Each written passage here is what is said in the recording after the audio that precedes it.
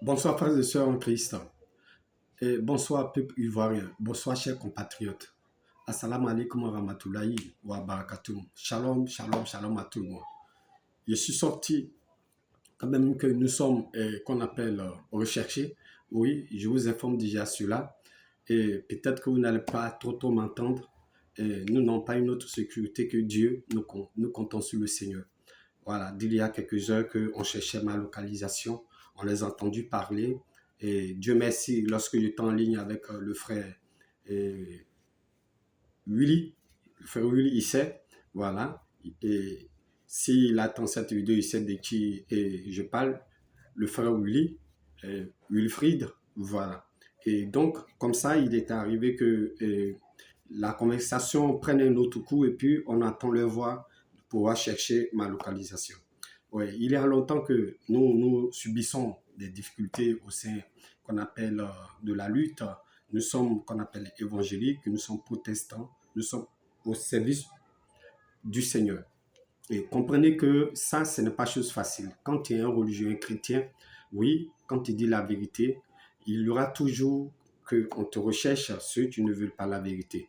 Comprenez que depuis la Bible, la Genèse, il y a eu toujours des gens qui ont lutté. Depuis l'Ancien Testament, il y a eu des gens qui ont lutté. Oui, pour dire la vérité. Un chrétien, un homme de Dieu lutte. Et lorsque tu fais la lutte et que si c'est une bonne lutte, tu as aussi un parti pris. Le parti pris, qu'on appelle la partie prise, c'est qu'on appelle la vérité. C'est le côté de l'honnêteté aussi. Donc, la, qu'on appelle être neutre, le fait d'être neutre n'a pas trop sa responsabilité. Oui, oui, oui, oui, tu peux venir, on est prêt. Je suis là. Oui, on est prêt, on est prêt. Oui, laisse tomber, laisse tomber. Il dit oui, je suis là. Il sait pourquoi il dit ça, pardon. Hein? Pardon, calme-toi. Alors, donc, et les gens m'appellent pour ma sécurité, pour voir comment je vais, parce que ce n'était pas chose, voilà. Mais comme là, je suis en train de parler avec vous, c'est pour cela. Et donc, excusez-moi, c'est extrêmement dangereux. C'est extrêmement dangereux. Vous voyez, et Élie a lutté contre Jézabel, et contre Akab, et contre les faux prophètes. Daniel a lutté contre qu'on appelle l'édit qu'on appelle de Nebuchadnezzar, c'est-à-dire les lois iniques que tu n'allais pas, qu'on appelle selon la parole de Dieu. Voilà. Quand on dit encore, je peux passer, je quitte l'Ancien Testament, ce n'est pas tous les cas, mais nous pouvons venir aussi sur le contexte qu'on appelle Nouveau Testament. Alors, dans le Nouveau Testament, il y a eu qu'on appelle nos apôtres, les disciples de Jésus-Christ, qui ont lutté pour la bonne cause, qui ont lutté pour l'évangile, mais aussi pour la vérité qu'on appelle de la nation. Ceux-là, ils ont été recherchés. Vous comprenez? Quand vous dénoncez, vous voyez Jean-Baptiste, il a dénoncé les méfaits, les mauvais actes du roi, qu'on appelle aujourd'hui les présidents.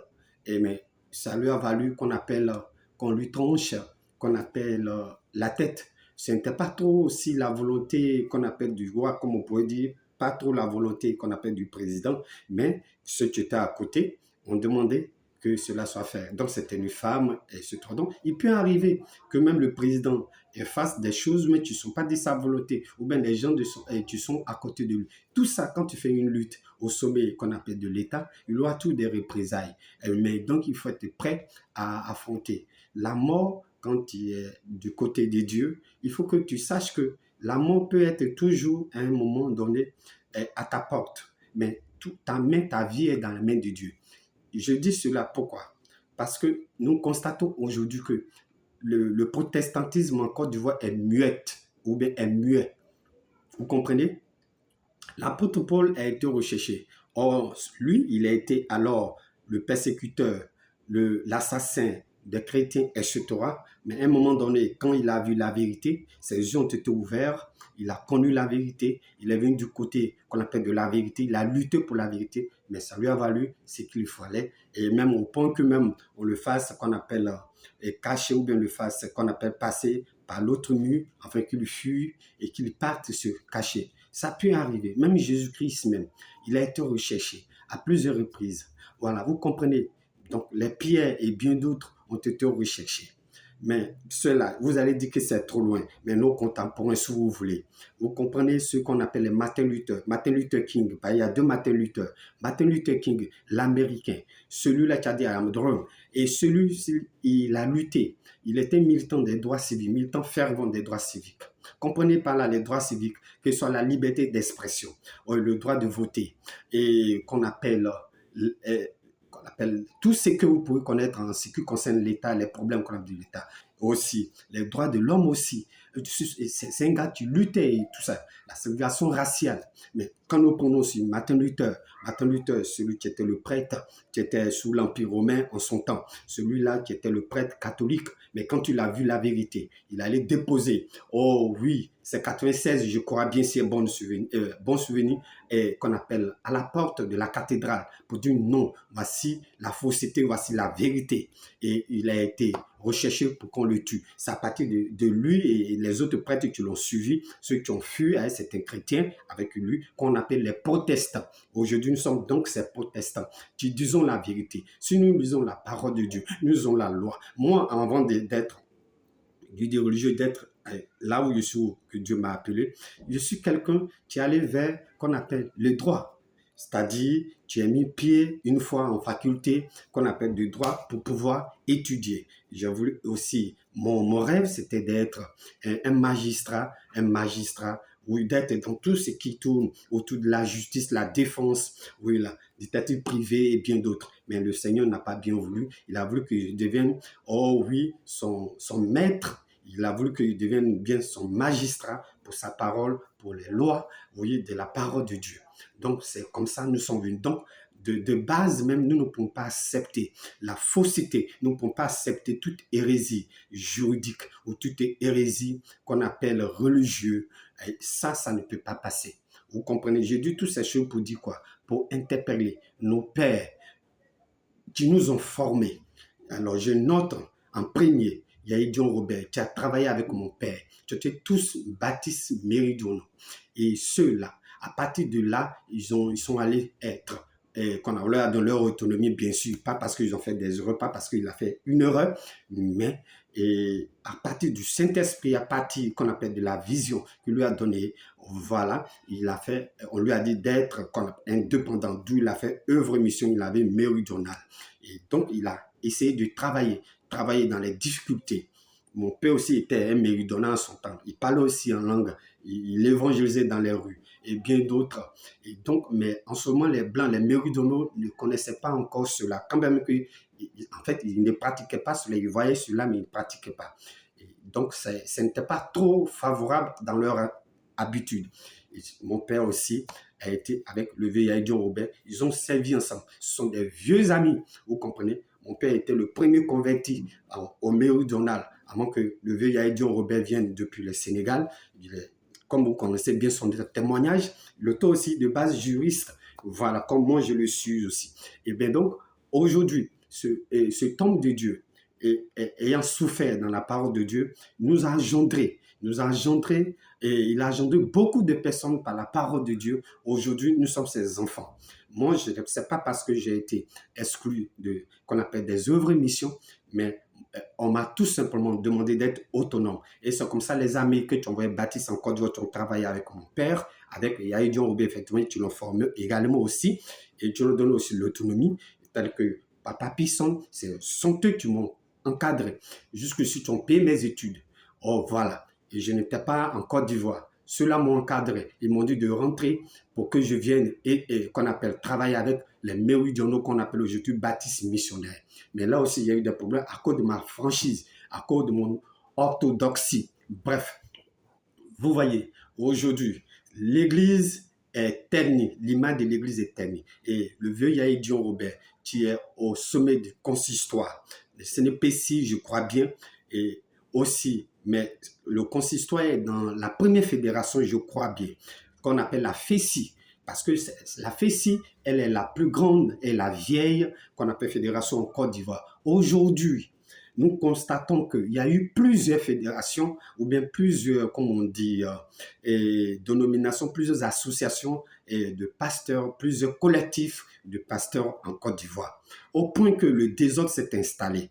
OK, C'est vrai, là où il y a la liberté, c'est vrai, il peut y avoir une diversité. Mais quand la diversité n'est pas, qu'on appelle cadrée, n'est pas ordonnée, il y a ce que ça donne. Je suis allé à plusieurs reprises informer le vieux dans ses bureaux, le vieux Yahi Dion Robert, pour lui parler de tout ce qui est, comme on dit, euh, la proximité avec ce qu'on appelle Makoso, ses activités avec lui. Je lui ai expliqué. Je lui ai même posé des questions. Je lui ai dit, mais pourquoi il ne s'en défait pas? Pourquoi il ne peut pas se séparer? Pourquoi il accepte que Makoso dise l'associe à son image? Quand même, il dit qu'il est le patron de tous les pasteurs. Même, il a même fait qu'on appelle un mensonge grotesque en disant que l'église baptiste, c'est son église. Et cette vidéo-là, je l'ai parce que c'était le jour où Ahmed Bakayoko était venu, après que moi je lui ai donné des conseils, pendant que lui, il me cherchait pour m'assassiner. Oui, il m'a raté. Il a ordonné aux gens pour m'assassiner quand j'étais qu'on appelle à la rue Ministre. Je résidais en ce moment là-bas. Je prêchais l'évangile, mais parce que ça les dérangeait. Mais je lui ai pardonné ceux qui sont venus m'assassiner devant les gens pendant que j'étais en train de faire le discours. Et là, ils sont venus pointer le fusil. Mais Dieu merci, mais voilà, je vis. Certains pensent que je suis un revenant, mais c'est par la grâce de Dieu. Celui qui a fait cela, on l'a laissé, je l'ai laissé fuir. Et ça a été à plusieurs tentatives, hein. Ça n'a pas une seule fois. Mais le Seigneur Jésus-Christ a permis que Ahmed Bakayoko devienne Premier ministre, nommé par le président Alassane Ouattara d'alors, parce qu'aujourd'hui, son mandat est fini. Alors, c'est pourquoi il parle de président d'alors. Et bien donc, et le candidat actuel, le président, l'ex-président Alassane Ouattara, tu lui avais donné l'opportunité de Premier ministre. Et quand il a pris fonction, je lui ai parlé en PV pour lui parler de comment il pourrait venir vers les évangéliques pour qu'on fasse la réconciliation et que les Ivoiriens s'entendent et que entre le pouvoir, le gouvernement et l'opposition, en l'occurrence M. Laurent Gbagbo, le président, Laurent Gbagbo, l'ex-président, Laurent Gbagbo et leur groupe puisse se réconcilier, que les chrétiens puissent le donner des conseils, afin qu'il n'y ait plus de guerre, qu'il n'y ait plus de sang coulé. Comprenez, Ahmed Bakayoko ayant entendu cela, il a fait la première démarche vers les catholiques, et ce qui a été normal, parce que c'est la vieille église ici en Côte d'Ivoire. Et le vieux Jean-Pierre Couton, avec qui il y a beaucoup qu'on appelle travailler, qu'on appelle discrètement pour la paix ici en Côte d'Ivoire, pour l'unité de l'église. Oh oui, mais il lui a donné des sages conseils. Après quoi, il est venu chez les évangéliques, les protestants. Et ça s'est terminé au siège des œuvres missions. C'est alors là, pendant que j'avais une vision, la vision c'était de parler au sieur Ahmed Bakayoko, l'ex-premier ministre, pour qu'on lui dise sur la réconciliation avec le président Alassane Ouattara, avec son frère ou ses frères, comme on dit, le président, l'ex-président, M. Laurent Gbagbo, pour que les gens se réconcilient, les vont se réconcilier et que la crise passe et qu'il n'y ait pas de problème. Mais cette affaire en prison de ces pays même, on peut ne même plus en parler parce que les Ivoiriens pardonnent. Et c'était ça mon objectif. Pour ne pas que ce à quoi on assiste aujourd'hui, depuis 2020 jusqu'à maintenant, qu'on évite cela. Mais il est venu, le monsieur est venu. Il y a Dion Robert, tu es mon papa. Je te regarde parce que je sais ce que je suis en train de te dire. C'est à cause de toi aussi, d'une part, nous sommes recherchés. Parce que nous te défendons contre ceux-là qui sont des véreux. Aujourd'hui, il est venu. Vous ne lui avez même pas parlé de réconciliation. Vous ne lui avez pas parlé que les gens n'ont qu'à arrêter de s'opposer à leurs frères. Vous n'avez pas donné cela. Vous avez parlé de tout ce qui est de vos revendications via qu'on appelle Makoso. Cela ne m'a pas plu. Je n'étais pas là. Je ne suis pas parti parce que je savais déjà ce qui allait se passer. En distance, je suivais tout ça. Pourtant, vous ne savez pas que celui qui était en bas. Vous comprenez? Et ça ne m'a pas plu.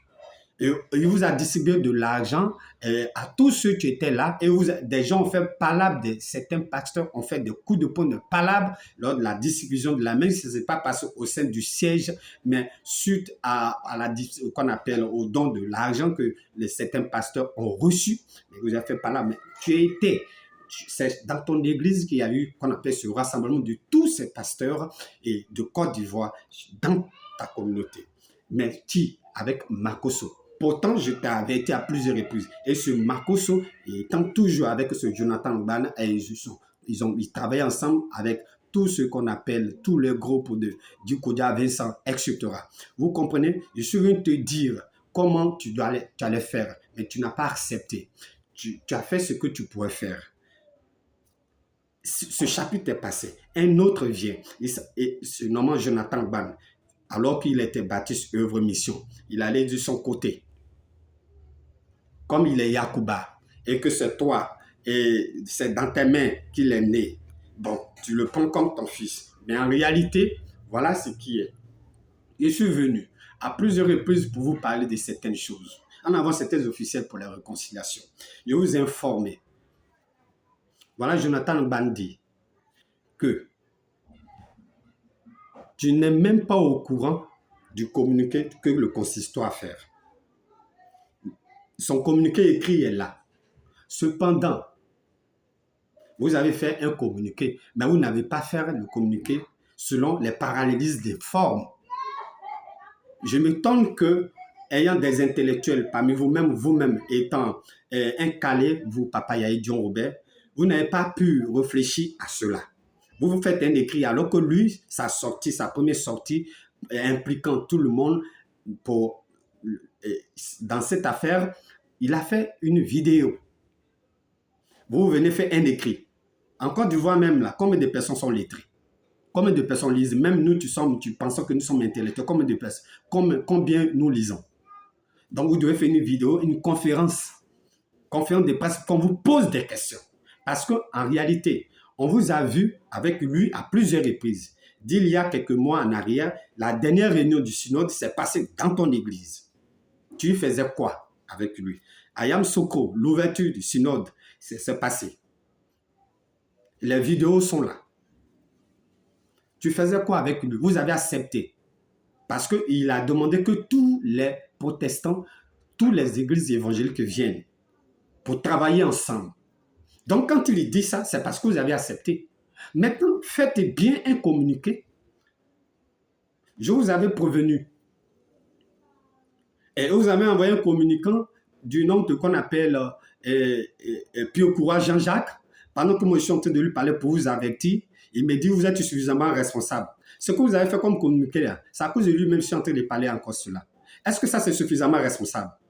Mais voilà, encore Jonathan Ban vous insulte, vous lance des défis que soyez responsable, vous n'êtes pas responsable. Ça veut dire qu'il sait de quoi il parle. Pourquoi vous ne faites pas un communiqué qu'on appelle une conférence de presse? Pourquoi on vous pose des questions? Pourquoi vous expliquez terre à terre? Mais ça, c'est une fuite en avant de produire un communiqué écrit et puis bon, c'est fini. Non, c'est pas comme ça. Parce qu'il a parlé des choses très importantes, très lourdes ici dans la nation. Qui impliquent la morale, la moralité, l'honnêteté, l'intégrité du chrétien, même du citoyen, du simple citoyen qui vient à l'église. Alors que vous êtes nos pères. Et pour vous, nous sommes attaqués. Pourquoi vous faites ça? Toi, Piokoua, Jean-Jacques, c'est ça, tu dis que le consistoire est suffisamment qu'on appelle responsable. C'est une responsabilité, ça, pour faire un communiqué écrit de ce genre, alors que votre adversaire ou bien la partie en face faire qu'on appelle une vidéo, une conférence. Et vous faites un écrit. Est-ce que selon les parallélismes, est-ce que selon la relativité, est-ce que ça va, est-ce que ça marche? D'après toi, puis quoi, vous êtes suffisamment responsable. C'est une responsabilité. Pourtant, il a dit dans son communiqué très bien, toutes les fédérations, tous ceux qui ont accepté d'être avec nous, et tout. Pourtant, quand il a dit tout là, vous étiez avec lui. Le vieux Yahi Dion Robert était avec lui. Plusieurs communautés étaient avec lui. Ils ont tourné, ils ont travaillé ensemble. Donc, il faut que vous expliquiez ça, terre à terre, aux Ivoiriens qui ont besoin de vous écouter. C'est de ça il est question.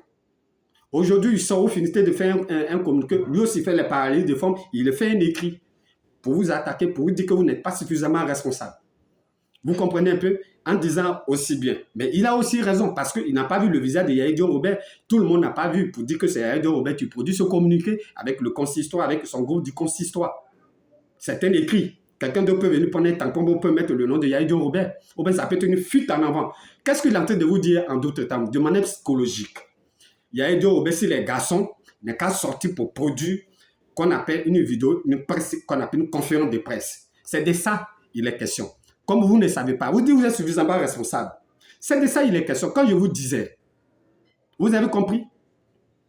vous lance des défis. Et il dit, dans son communiqué, au 4e paragraphe de son communiqué, dans le 2 ou 3e alinéa, il dit que Yahya Dion Robert, le communiqué même, il n'a même pas donné son consentement ni son approbation.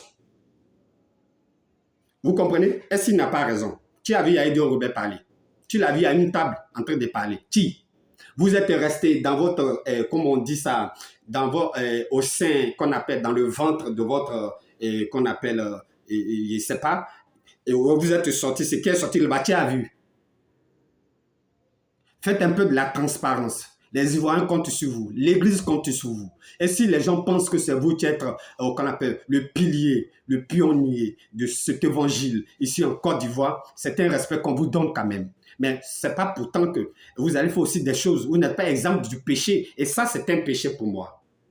Pour tous ceux qui peuvent comprendre qu'on appelle la même chose comme moi, c'est un péché. Vous devez vous en repentir parce que vous avez travaillé, vous avez associé votre image, l'image de l'Église à des personnes que vous savez d'ores et déjà que c'était qu'on appelle purement politique. Pourtant, dans nos églises, il y a musulmans qui viennent. Dans nos églises, il y a RDR. Dans nos églises, il y a FPIBT qui viennent. Dans nos églises, il y a Baoulé, PDCI qui viennent. Dans nos églises, il y a toutes sortes. En tant qu'un leader, nous devons être qu'on appelle partial, même si nous avons notre position.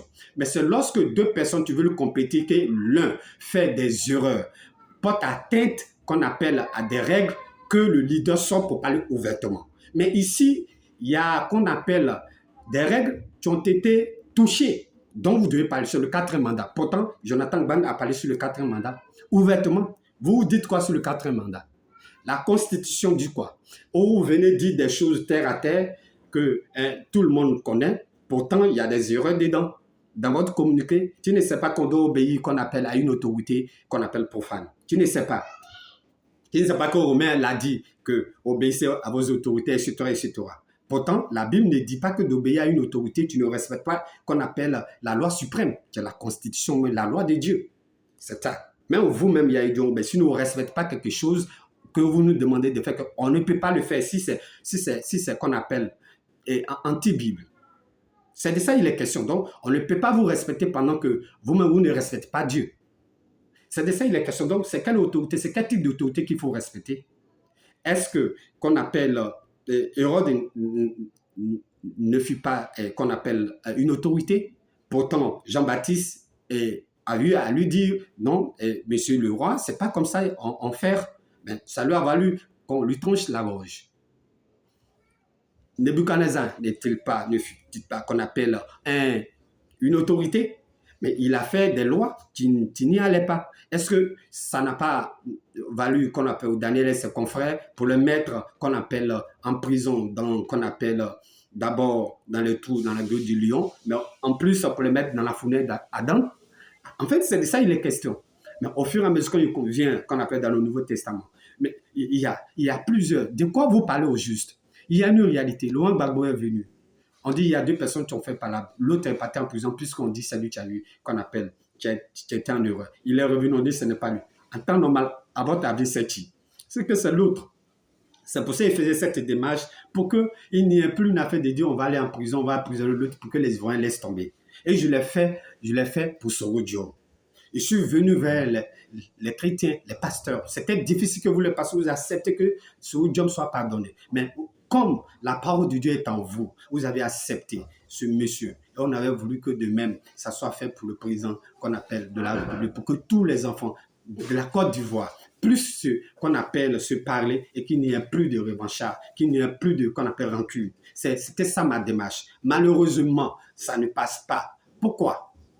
Et c'est pour ça que je félicite mes compères ou bien mes frères et les évêques qu'on appelle catholiques. Eux qui sont restés orthodoxes, qui ont toujours parlé, qui ne sont pas restés dans le mutisme. Et votre mutisme, vous les protestants, nous met dans le doute, nous met dans des gros problèmes. Qu'est-ce que vous voulez au juste? Donc, on pourra dire en d'autres termes que vous avez trahi le président Alassane Ouattara, ou soit c'est le président Laurent Gbagbo que vous avez trahi, ou soit c'est qu'on appelle Tidam Tiaoué, c'est Soro Diop que vous avez trahi. Vous voyez, quand c'est comme ça, quand les choses sont floues, quand vous dites que vous ne parlez pas, mais quelque chose, tu vois, que tu as vu un voleur voler quelque chose, on vient te demander, puisque tu étais là, tu les as vus. Et puis tu dis non, toi tu ne parles pas. Vous comprenez un peu? Donc sortez pour faire qu'on appelle une bonne communication sur cette affaire. Parce que ça discrédite. Oui, ça envoie qu'on a un discrédit sur qu'on appelle le simple citoyen qui vient à l'église, ici en Côte d'Ivoire. Donc un simple chrétien. En plus forte raison, les hommes de Dieu que nous sommes. C'est en cela que je voulais parler. Et sachez qu'à cause de vous, nous sommes menacés. Je suis menacé parce que avant que Jonathan Gbani ne produise son premier communiqué où lui, il implique que tous les évangéliques donnent 1 million qu'on appelle des lecteurs, je l'avais attaqué, je lui avais dit, vous allez voir ce qu'il va faire.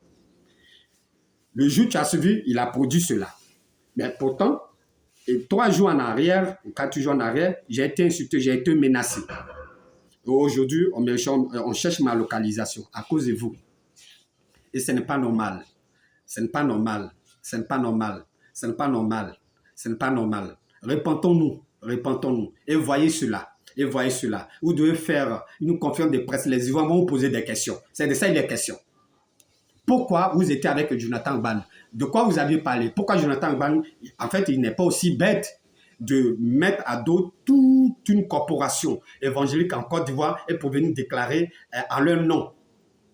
Vous ne voyez pas un peu quelque chose dont vous devez venir dire? Et puis il insiste, il fait un communiqué aujourd'hui même pour dire que non, vous n'êtes pas suffisamment responsable. Vous ne voyez pas un peu? Et il continue. Il dit que toi, Yahidio Robert, tu n'as pas pris part, tu n'as pas donné ton consentement et tu n'as pas donné ton approbation à ce communiqué produit. Est-ce qu'il a menti? Parce que moi, personnellement, je ne t'ai pas vu. Est-ce que les Ivoiriens t'ont vu en train de faire qu'on appelle un communiqué? Ils ne t'ont pas vu. Est-ce que tu étais même à la table ou même si quelqu'un, si c'était un secrétaire, tu donnais le communiqué que tu étais à la table, est-ce qu'on t'a vu? Non, personne ne t'a vu. C'est de ça il est question. En plus, qu'on appelle le consistoire ne commande pas la FECI. La FECI n'est qu'à sortir pour venir parler. Parce que c'est au sein de la FECI qu'il y a en réalité toutes les organisations religieuses en Côte d'Ivoire. Et qu'est-ce que fait la FECI? Dans la FECI, il y a les 8 baptistes. Dans la FECI, il y a Assemblée de Dieu, il y a Pentecôte, il y a AEC, etc. Plusieurs. Pourquoi vous ne parlez pas? Vous comprenez? Et méthodistes. Mais je réserve ce chapitre. Je ne vais pas aller trop loin parce que puisque les gens cherchent ma localisation, et donc je vais arrêter là. Mais comprenez que quand le pays sera stable, je reviens sur le chapitre. Je vous avais dit dans mes premières sorties vidéo pour dire votre mutisme et je vous avais donné un temps de parler. Dans ce temps où je serai peut-être caché, je vous donne un temps pour que vous produisez un communiqué, une conférence de presse pour expliquer aux Ivoiriens, aux chrétiens, à l'ensemble des chrétiens ici vivant en Côte d'Ivoire et à l'extérieur, pour savoir sur votre mutisme, pourquoi votre promiscuité avec ce qu'on appelle Jonathan Gbani, partout, qu'on appelle quand il fait les programmes. Pourquoi vous étiez avec lui? Avec Makosso, pourquoi vous étiez avec lui? N'avez-vous pas eu de discernement? Pourquoi vous saviez que ceux-là, ils sont purement politiques, ils veulent exposer l'Église? Vous comprenez? C'est de ça il est question. Faites cela et invitez les Ivoiriens, invitez qu'on appelle les journalistes, pour qu'on vous pose des questions sérieuses. C'est de ça il est question. Pour que les Ivoiriens soient heureux dans leur position de chrétien ou dans leur position d'honnêteté. Pour que si le gouvernement en place aussi soit aussi qu'on appelle, n'ait pas des idées aussi. On n'a pas aussi l'opposition qui ait aussi les idées. C'est de ça il est question. Que Dieu vous bénisse. Que Dieu vous bénisse. Je laisse ça. Quand la Côte d'Ivoire sera stable, je vais revenir sur le chapitre. Parce que je ne laisserai pas ma nation, l'Église, qu'on appelle évangélique, en Côte d'Ivoire surtout, mourir. Et je félicite en l'occurrence les évêques catholiques. Tu travailles, oui, tu travailles malgré tout, oui. Et merci. Jean-Pierre Couton avec qu'on appelle son équipe. Que Dieu vous bénisse. Ce n'est pas parce que je mets en cause qu'on appelle l'enseignement évangélique, mais je veux dire en tout ce qui concerne les droits civiques, l'Église catholique, si je pouvais être pour ça seulement catholique, évêque catholique, j'allais vraiment le faire. Je vous assure, parce qu'eux ne s'amusent pas avec la vie de l'État. Parce que celui qui tient, qu'on appelle ta vie, celui qui tient ta décision, il tient ta vie. Or, quand la Bible dit, oh oui, d'obéir aux autorités, car notre paix dépend des autorités. Celui qui tient ta paix et que ta paix là, est mal orientée, toi aussi tu es mal orienté. Donc s'il tient ta paix, il dirige ta paix, qu'il est en train de mal partir, tu dois lui parler, tu dois l'interpeller. Et vous, protestants, vous n'interpellez pas ceux qui tiennent notre paix. Et vous trouvez que vous êtes neutre. Non, j'ai expliqué le fait d'être neutre des chrétiens, mais j'ai expliqué le contexte. Mais je n'ai pas assez de temps. Je reviendrai là-dessus. Mais je vous attends. Surtout toi, mon père, Yahya John Robert. Il y a beaucoup de choses. Vous, quand j'étais dans les instituts théologiques, quand des professeurs viennent dire sur vous, votre témoignage, pour dire que vous avez dit ci, vous avez dit ça, je me levais et puis je parlais. À cause de vous, aujourd'hui, où je suis dans mon domaine, je suis aussi persécuté. Parce que le fait que vous défendez. Qui êtes-vous? Pourquoi on vous défend quand moi je viens de vous parler et vous ne m'écoutez pas? Ou bien parce que je ne suis pas Yacouba. Mais ça, je laisse. Nous allons revenir là-dessus. Je vous assure, je suis fils des égaux et qu'on appelle Louis Blaise, ton collaborateur, ton meilleur ami. Vous avez fait beaucoup de choses. Oui, il y a des choses.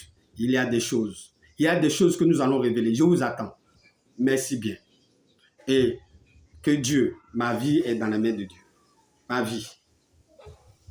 Ma vie. Et tu te souviens, avant de quitter le pays, quand je luttais pour l'église, je suis venu te dire que je suis recherché et tu savais cela. Je t'ai dit comment faire, trouver un lieu où j'allais partir. Vous avez dit quoi? Ah non, vous n'avez pas, vous, toi, le vieux Yahya Aubert, vous avez dit que vous ne savez pas où est-ce que je peux partir et puis aller où je pouvais. Vous avez dit ça. Si c'était votre fils, Jérémie ou bien d'autres, vous n'avez pas trouvé comment vous allez le sauver. Bref, nous allons revenir sur ces choses. Nous avons beaucoup de choses à dire. Pendant que nous tuons pour vous, nous protégeons votre image. Il y a des choses que vous ne voulez pas accepter de nous, les conseils qu'on vous donne.